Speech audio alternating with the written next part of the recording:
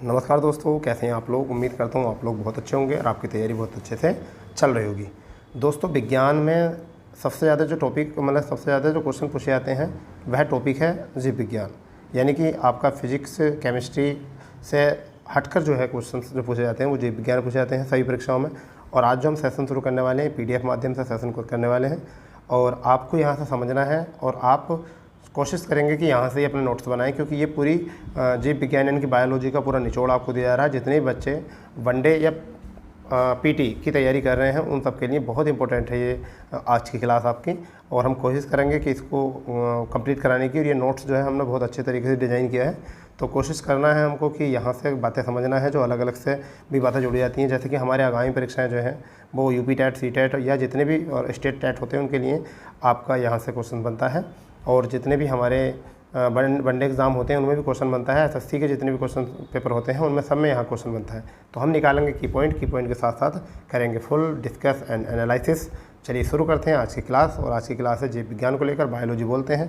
तो देखिए, पहला परिभाषा, विज्ञान की वह शाखा जिसके अंतर्गत सभी जीवधारियों का अध्ययन किया जाता है उनको जीव विज्ञान कहते हैं। ये तो बात आपने समझ ही ली है। अगर बात करें कि जीव विज्ञान का जनक किसे कहा जाता है, एक तो ये आता है एग्जाम में क्वेश्चन, एक आता है जीव विज्ञान का शब्द किसने दिया था। तो जनक कहा जाता है अरस्तु को और शब्द दिया था लेमार्क ने। यानी कि जीव विज्ञान का जनक अरस्तु कहा जाता है और जीव विज्ञान शब्द लेमार्क ने दिया था। और बायोलॉजी इसको अंग्रेजी में बोलते हैं, बायो प्लस के लॉजी। यहाँ मतलब लॉजी माने होता है अध्ययन करना, बायो मतलब जीवों का। ठीक है, इतना हम यहाँ से कर सकते हैं। आगे देखते हैं क्या है कहानी। तो देखिए, आगे हमने डिज़ाइन किया है, इसको दो भागों में डिज़ाइन किया है। यानी क्या है अभी बायोलॉजी। बायोलॉजी शब्द जो है दो भागों में बांटा गया है। एक तो है बेसिक बायोलॉजी और एक होती है अप्लाइड बायोलॉजी। ठीक है, अप्लाइड बायोलॉजी। तो इसमें क्या होता है कि जो सामान्य बायोलॉजी होती है यानी कि सामान्य जीव विज्ञान जो होता है उसे तीन भागों में बांटते हैं हम। एक तो हमारा जंतु विज्ञान होता है जिसे हम जूलॉजी बोलते हैं, एक वनस्पति विज्ञान होता है जिसको हम बॉटनी बोलते हैं, और तीसरा होता है माइक्रो बायोलॉजी जिसे हम कहते हैं सूक्ष्म जीव विज्ञान। ठीक है, यहाँ से तीनों से ही क्वेश्चन आते हैं, तीनों से ही क्वेश्चन आते हैं। ठीक है, तीनों से ही क्वेश्चन आते हैं, ये बहुत इंपॉर्टेंट है आपके लिए। ठीक है भाई, तो इसमें क्या आता है कि अनुप्रयोगिक जीव विज्ञान जो होता है वो क्या होता है, ये मेडिकल साइंस, एग्रीकल्चर और आपके जो होते हैं ना ऑरियंस मेडिक जो होते हैं उन सबको जो है, तो ये जितने आयुर्वेदिक वाले होते हैं तो ये वहाँ से पूछे जाते हैं। तो एक तो होता है हमारा मेडिकल साइंस, एक होता है एग्रीकल्चर, एक होता है आयुर्वेद। तो ये जो होते हैं किसके अंदर आते हैं, ये अप्लाइड बायोलॉजी के लिए आते हैं, अनुप्रयोगिक जीव विज्ञान के अंतर्गत आते हैं। जबकि सामान्य जीव विज्ञान जो होता है उसमें तीन होते हैं, एक तो जंतु विज्ञान, एक हमारा वनस्पति विज्ञान और एक आपका सूक्ष्म जीव विज्ञान। तो देखिए क्या होता है इसमें, ऑल एनिमल्स जितने भी जीव होते हैं सब किस में रखे जाते हैं आपके जंतु विज्ञान में। ऑल प्लैनेट्स यानी कि जितने पेड़ पौधे होते हैं वो कहाँ रखे जाते हैं, वो रखे जाते हैं आपके वनस्पति विज्ञान में। और जितने भी सूक्ष्म जीव होते हैं उनको कहाँ पर रखा जाता है, वो सूक्ष्म जीव विज्ञान में रखा जाता है, जितने भी छोटे जीव होते हैं। ठीक है दोस्तों, अगर हम बात करते हैं तो कि कहाँ किसने, तो देखिए जंतु विज्ञान के जो होते हैं वो कौन है, हिस्टोरिकल एनिमिनियम जो कहले जाते हैं ये कहलाते हैं आपके। और यहाँ से अगर बात करें थियोप्रिस्टिक्स यहाँ से आ जाएंगे, और ल्यूमेनहोक ने इसकी परिभाषा दी थी। तो ये तीन विज्ञान है, यहाँ से ही तीनों को तैयार करना है। आगे देखते हैं आगे क्या कहानी है। अब यहाँ से क्वेश्चन आएगा, बहुत प्यारा क्वेश्चन है, यहाँ से कई बार क्वेश्चन आता है। यही क्वेश्चन जो है इंपॉर्टेंट है, आपको बना के रखने। क्या, जंतु विज्ञान के जनक जो है अरस्तु हैं, इनकी बुक है हिस्टोरिका एनिमिलिया, क्या है एल्यूमिनियम।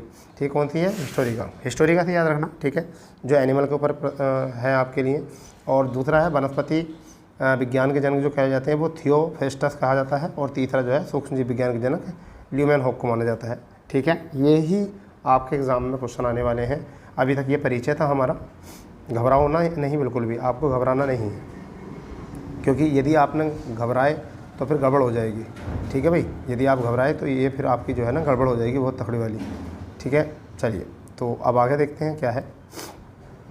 आगे जो हमारा चैप्टर है वो चैप्टर आज है हमारा पाचन तंत्र। और हम पाचन तंत्र पर सबसे पहले काम करेंगे, क्योंकि यहाँ से भी क्वेश्चन जो है पूछे जाते हैं, पाचन तंत्र से भी क्वेश्चन पूछे जाते हैं। ठीक है भाई, पाचन तंत्र से जो है क्वेश्चन पूछे जाते हैं बेटा, ये ध्यान रख लेनी है आपको बात। ठीक है भाई, ध्यान रखनी है ये पूरी बात आपको, क्या है कि पाचन तंत्र से क्वेश्चन पूछे जाते हैं। तो देखिए पाचन क्या होता है, पाचन सबसे पहले पाचन की बात करेंगे। भोजन को छोटे छोटे टुकड़ों में तोड़कर जल में घुलनशील, यानी कि भोजन को छोटे छोटे टुकड़ों में तोड़कर जल में घुलनशील बनाने की क्रिया पाचन कहलाती है। क्या कहलाती है, पाचन क्रिया। पाचन क्रिया में भाग लेने वाले तंत्र को पाचन तंत्र कहते हैं। ठीक है, यहाँ तक क्वेश्चन समझ में आ गया। पाचन तंत्र का जो हमने देखो इस तरीके से डिज़ाइन किया है पाचन तंत्र को, ये पाचन तंत्र को इस तरीके डिजाइन किया गया। देखिए क्या है ये, एक तो होता है हमारा आधार नाल, ठीक है, एक क्या होता है हमारा आधार नाल, जिसकी लंबाई जो होती है वो 32 फीट होती है, और दूसरा जो होता है वो होता है पाचन ग्रंथियाँ। तो हम बात करें आधार नाल में क्या क्या भाग होते हैं, एक तो मुख्य गुहा होती है, एक ग्रास नली होती है, एक आपकी आमाशय यानी पेट होता है, और चौथा जो होता है वो आंत होती है, या तो बड़ी आंत या छोटी आंत, ठीक है। आंत को भी दो रूप में बांटा गया, बड़ी आंत और छोटी, ये सब किसके पार्ट है, ये आहार नाल के पार्ट है, ठीक है। अगर हम बात करें पाचन ग्रंथि की, तो पाचन ग्रंथि में लार ग्रंथि होती है, अग्नाशय ग्रंथि होती है और यकृत होता है। तो ये देख लेना, कई बार एग्जाम में क्वेश्चन आएगा निम्न में से कौन सा पाचन ग्रंथि का मुख्य भाग नहीं है या पाचन ग्रंथि में नहीं है, तो आपसे ऑप्शन में यकृत को मिस करेगा और यहाँ पर कोई और चीज़ डाल देगा, ठीक है। या ऐसा कर सकता है कि जो हमारे आहार नाल वाले टॉपिक हैं उनको कहाँ रख सकता है, पाचन ग्रंथि, और पाचन ग्रंथि वालों को कहाँ रख सकता है, आहार नाल वालों में रख सकता है। तो इनको अच्छे तरीके डिजाइन करके रखना आप, क्योंकि नोट्स का मतलब यही होता है कि आपको अच्छे तरीके से डिज़ाइन करना आना चाहिए, ठीक है, डिज़ाइन करना आना चाहिए, ठीक है। चलिए आगे देखते हैं, ये हमने चित्र बनाया है जो है, अभी पहले देख लेते हैं क्या है। देखो ये देखिए ये चित्र है हमारा। अब इसमें देखो क्या करना है, पहले नोट करके लिखना है, यहाँ नोट देख लेना है, नोट क्या है। नोट में ये है मुख्य गुहा का कार्य क्या होता है, तो भोजन को पीसना, ठीक है, उस और पीसना तथा उसको लार को मिलाना होता है, ठीक है। इस प्रक्रिया को हम बोलस कहा जाता है। क्या कहा जाता है इसको, बोलस। बोलस क्रिया कई बार एग्जाम में आता है, बोलस किसे कहा जाता है, तो बोलस कहा जाता है मुख्य गुहा को कार्य को भोजन को, यानी कि मुख्य गुहा कार्य जो भोजन को पीसना तथा उसे लार में मिलाना होता है, उस प्रक्रिया को हम क्या कहते हैं, बोलस कहते हैं पूरे। तो देखिए क्या है, लार ग्रंथि क्या होती है, तो ये मुख्य गुहा ये है हमारी, ये हमने चित्र से बताया है, ये हमारी क्या है, लार ग्रंथि। ये श्वसन नली है और ये ग्रास नली है, जो पीछे दिख रही है आपको ग्रास नली है, ठीक है। तो ये तो हो गई हमारी अभी ग्रंथि की बात कर रहे थे ऊपर। तो यहाँ पर आगे नीचे आते हैं, देखिए नीचे क्या है हमारा, यकृत हमारा इधर होता है, अग्नाशय है, पेट के उस साइड में क्या होता है, अग्नाशय। अब देखिए यहाँ पर बोला था अग्नाशय ग्रंथि, ठीक है। बड़ी आंत ये होती है जो हमने इस तरीके को डिजाइन किया है, ये कौन सी होती है, बड़ी आंत होती है। छोटी आंत जो होती है वो देखिए कहाँ से, छोटी आंत ये होती है, ठीक है। मल द्वार ये होता है आपका, क्या होता है, मल द्वार यही होता है जो हमारा बड़ी आंत के द्वारा यहाँ से प्राप्त होता है। फिर ये आपका क्या है, ये आपका है एप्रोडिंग, किसे कहते हैं, जिसे हम कहने का मतलब है अपेंडिस बोल देते हैं, कई बार अपेंडिस हो जाती है ना, तो कई बार उसे वो बोल देते हैं, तो अपेंडिस वाला जो क्या है वो ये होता है, ठीक है, पेरिसोस बोलते हैं इसको। तो ये हमारे हो चुका है, चित्र बनाकर पता चल गया है, ठीक है भाई। चलिए अब देखें मुख्य गुहा का कार्य क्या होता है, सब चीज़ों का कार्य देख लेते हैं क्या होता है। तो इसे अग्रमुख कहा जाता है, इसे क्या कहा जाता है, अग्रमुख कहा जाता है, और पाचन क्रिया मुख्य गुहा से ही शुरू होती है, ये भी ठीक है। फिर आगे है मुख्य गुहा में कार्ब्स का पाचन जो है 30% हो जाता है, यानी कि जो भी हम खाते हैं उसका कितना हो जाता है पाचन, 30% हो जाता है, जिसमें स्टाइन क्या है, स्टाइन को पूरी तरीके से माल्टोज में बदल देना होता है। जैसा स्टार्च जितना भी होता है ना, स्टार्च जो होता है हमारा, स्टार्च को जो है पूरी तरीके से किसमें बदल देता है, माल्टोज में बदल दिया जाता है, ठीक है। अब वर्क क्या होता है, पार्ट क्या होते हैं, ये हम देखेंगे सारे। मुख्य किसके, मुख्य गुहा के जो काम मतलब पार्ट होते हैं वो क्या होते हैं, कार्य क्या होते हैं, सब देखते हैं, टेंशन ना लो आप पूरी तरीके से, ठीक है। तो देखिए क्या वर्क क्या होता है इसका, मुख्य गुहा का मुख्य गुहा का कार्य होता है भोजन को पीस कर निकालना, ठीक है, ठीक है भाई, या निगलना भी बोल सकते हैं, पीस कर निगलना जो होता है वही होता है, ठीक है। इसके पार्ट्स जो होते हैं वो कौन कौन होते हैं, दांत होते हैं, जीभ होते हैं और होठ होते हैं। मुख्य गुहा में जो होता है वो हमारे क्या होता है, दांत, जीभ और होठ आते हैं। दांत की अगर हम बात करेंगे टीथ, तो ये अगर हम बात करें डेंटोलॉजी बोलते हैं इसकी स्टडी को, यानी क्या बोलते हैं, डेंटोलॉजी बोलते हैं। 98% कैल्शियम और फास्फोरस के बने होते हैं, ये बहुत ही प्यारी बात है, कितनी, 98% कैल्शियम और फास्फोरस से बने होते हैं। अच्छे पॉइंट है इसमें, टेंशन ना लो बिल्कुल भी, बहुत बढ़िया क्वेश्चन हैं इसमें। आगे अगर हम बात करते हैं दांतों के प्रकार जो होते हैं, तो दांतों के प्रकार जो होते हैं वो 3 प्रकार के दांत होते हैं। कितने प्रकार के होते हैं बेटा, 3 प्रकार के दांत होते हैं। एक तो होते हैं विषम दंती, ये असमान होते हैं। एक होते हैं द्विवार दंती, ये 2 बार आते हैं मानव शरीर में, कितने बार आते हैं, 2 बार आते हैं। और 20 दांत 2 बार आते हैं, तथा 12 दांत तो हैं 1 बार ही आते हैं, क्योंकि 32 दांत होते हैं, तो मनुष्य के कितने बार दांत जो है, ये क्वेश्चन PCS में बना था। तो 20 दांत होते हैं वो 2 बार आते हैं, और 12 दांत जो है केवल 1 ही बार आते हैं। एक होता है गर्तदंती, क्या होता है, गर्तदंती जो मसूड़ों में फंसे होते हैं। तो एक तो होते हैं असमान, एक होते हैं आपके द्विवार दंती, और एक होते हैं गर्दंती वो होते हैं जो मसूड़ों में फंसे रहते हैं, जिन्हें जैसे हम कहते हैं गर्दंती में, जैसे कि हम कह सकते हैं उनमें अक्कल दाढ़ जिसे बोलते हैं, क्या बोलते हैं, अक्कल दाढ़, ठीक है भाई। तो चलो आगे बात करते हैं कौन कौन से दांत कहाँ होते हैं, ठीक है। तो देखिए यहाँ पर क्लियर याद रखना है आपको, विषम दंती में एक तो होता है कृतक, ठीक है भाई, क्या होता है, कृतक। ये 2 होते हैं, सबसे पहले वाले पहले आते हैं और भोजन को काटते हैं। ये सबसे पहली बात ये है कृतक क्या होते हैं, ये पहले आते हैं सबसे पहले, ठीक है। और क्या होता है, सबसे पहले आते हैं और जी भोजन को काम करते हैं, भोजन को काटने का काम करते हैं, ठीक है।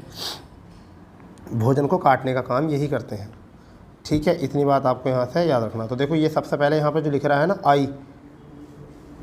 आई जो लिख रहा है इस चित्र में, तो ये होते हैं सबसे पहले आते हैं, आगे के दांत जो होते हैं सबसे शुरू में जो होते हैं दांत, ये वाला होता है। इसे 2 से प्रतीक करा हमने।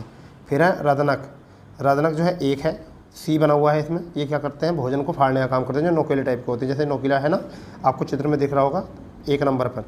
तो ये क्या है, जिसमें नंबर डल रहे हैं, देखो यहाँ पर इसमें नंबर डल रहे हैं कि आपका 2 1 2 3 2 1 2 3 2 1 2 3 इस तरीके नंबर डल रहे हैं ना।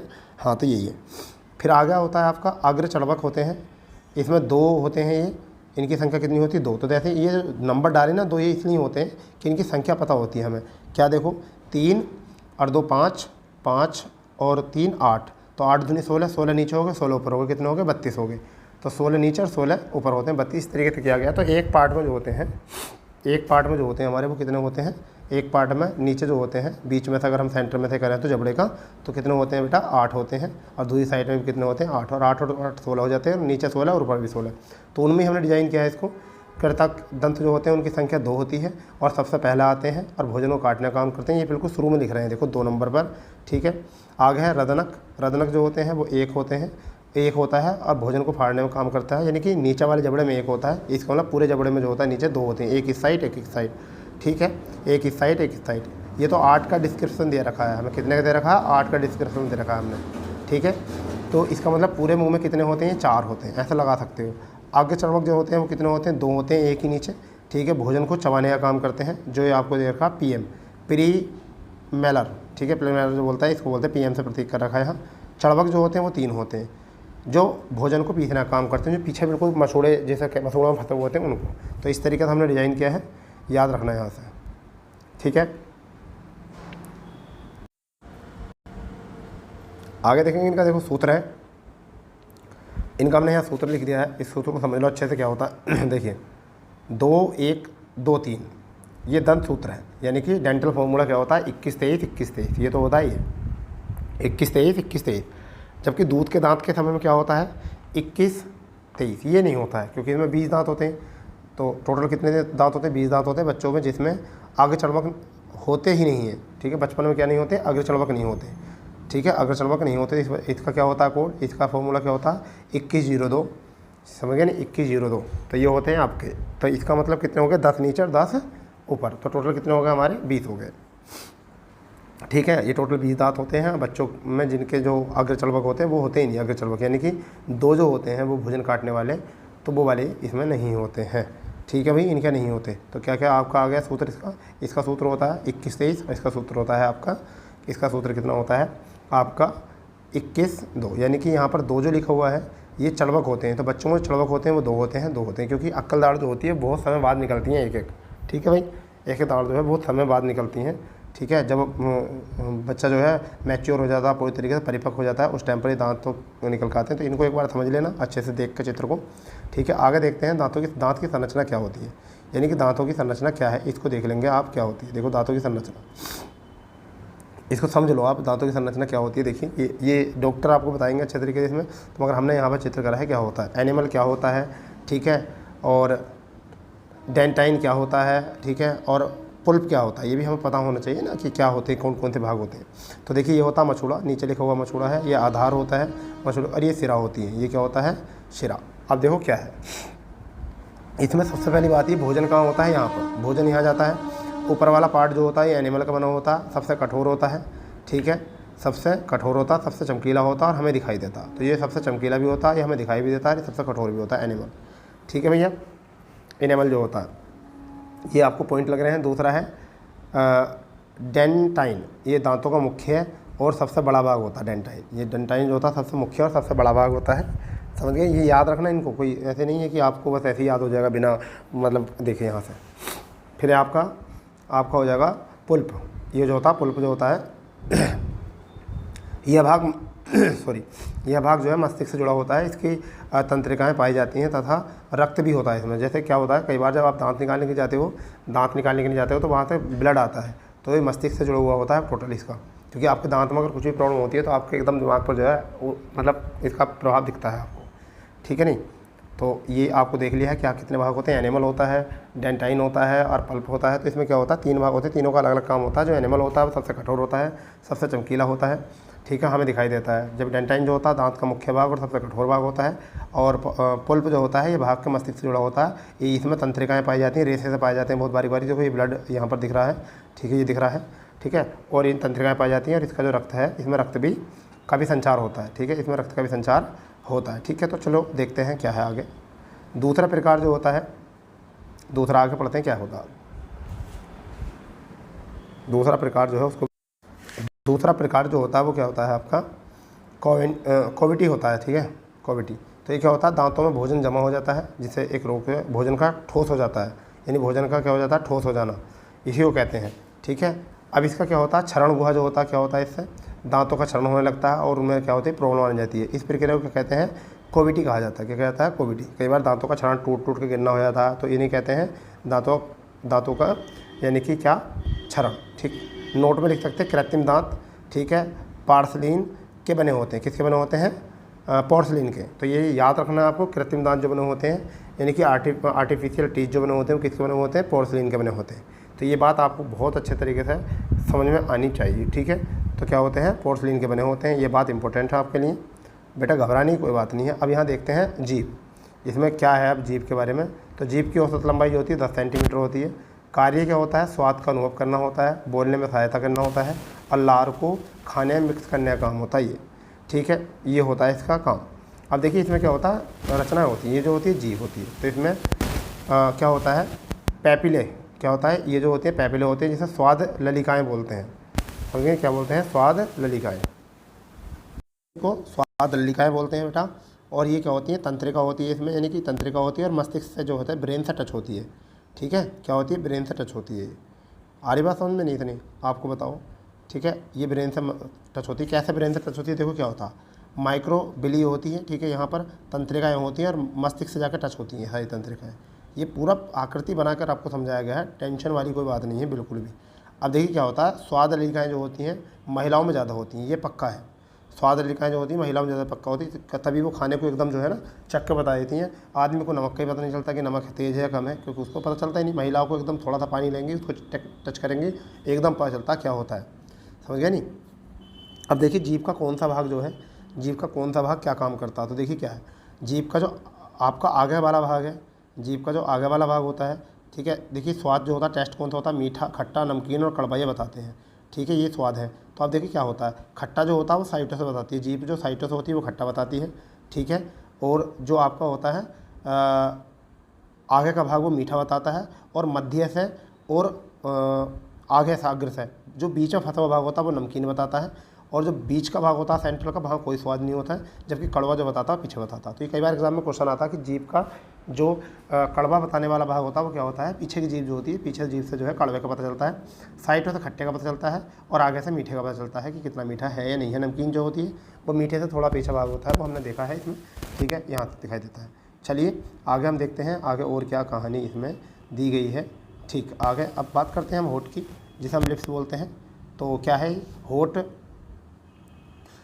क्या करते हैं, ये होठ जो है वो लिक्विड फूड को, लिक्विड फूड जो होता है हमारा, तथा लार को, जो हमारा पानी वाला होता है, जो लचीला फूड होता है, ठीक है, खाना होता है, और लार होती है, उसे बाहर नहीं आने देते होठ, ठीक है। यह एकमात्र अंग है जो ऑयली नहीं होते।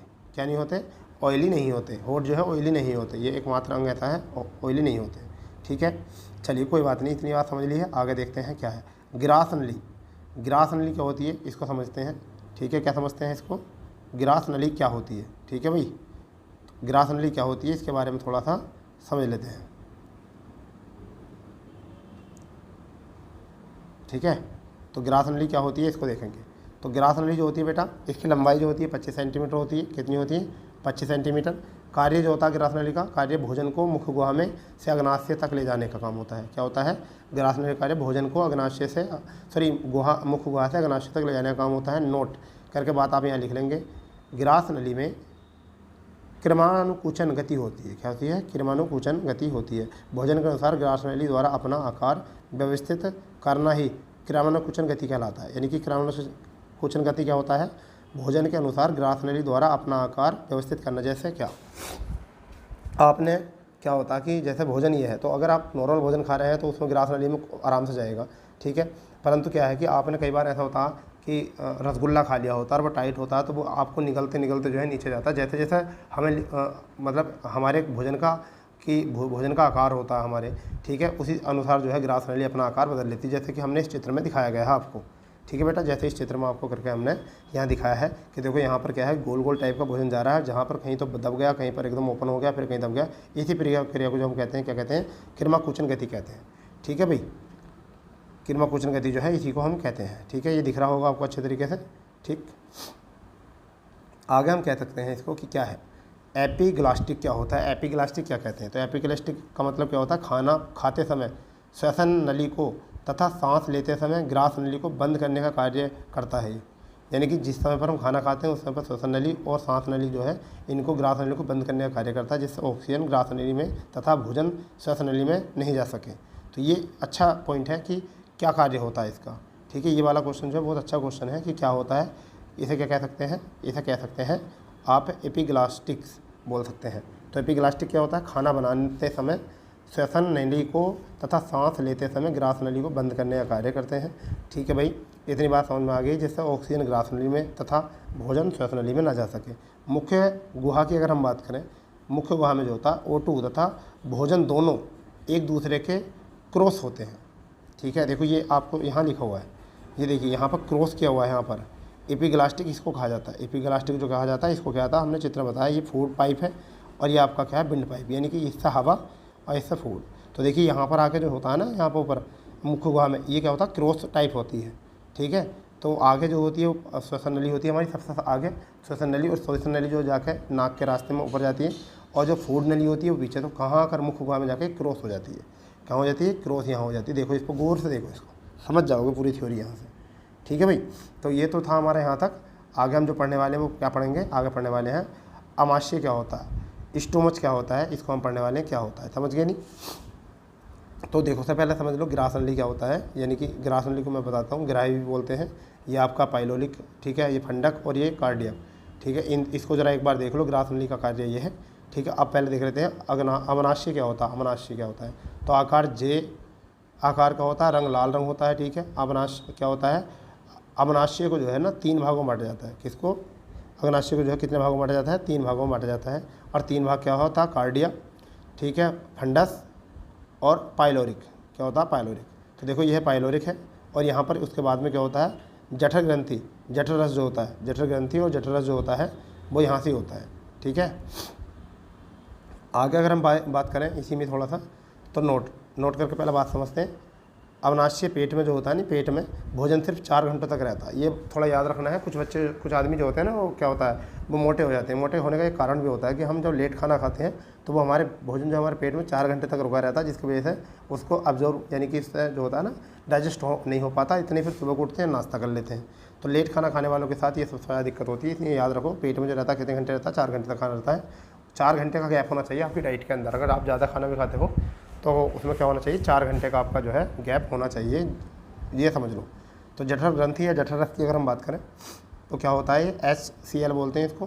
तो विटामिन को ख़त्म करता है ये, ठीक है, भोजन को अम्लीय बनाता है और भोजन को सड़ने से बचाता है। ये 3 काम होते हैं इसके। जठर ग्रंथि के जो काम होते हैं वो क्या होते हैं, ऑक्जेनेटिक सेल बोलते हैं इसको। तो ये क्या होता है, विटामिन की जो है को ख़त्म करता है, जो बैक्टीरियाज होते हैं, सॉरी विटामिन कह रहा हूँ इसमें, सॉरी यहाँ गलती होगी, बैक्टीरियाज को जो है ख़त्म करता है और भोजन को अम्लीय बनाता है, भोजन को सड़ने से भी बचाता है। ये काम इसका होता है, ठीक है। आगे देखते हैं क्या है, जठर रस में पाए जाने वाले एंजाइम क्या होते हैं। जठर रस में पाए जाने वाले एंजाइम क्या होते हैं, इसको समझ लो थोड़ा सा, ठीक है भाई।